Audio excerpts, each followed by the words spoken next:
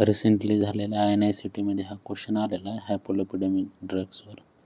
A patient being treated for hypertriglyceridemia develops flushing, gout, hyperglycemia and raised liver enzyme. तर हे 4 feature दिले तर flushing आहे, gout आहे, हायपरग्लायसिमिया आणि रेज्ड लिव्हर एन्झाईम्स.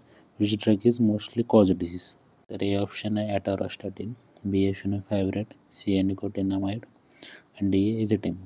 तर इथं निकोटिनामाइड दिले म्हणजे नियासिनच.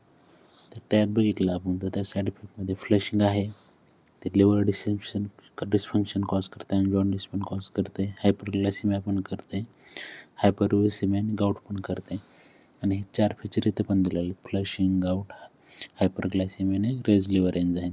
तर उत्तर आहे ह्याचं निकोटिनामाइड. ॲटोरास्टाटिन HMG कोए इनिबिटर आहे, त्याचा काही रोल नाही ह्या गोष्टीत.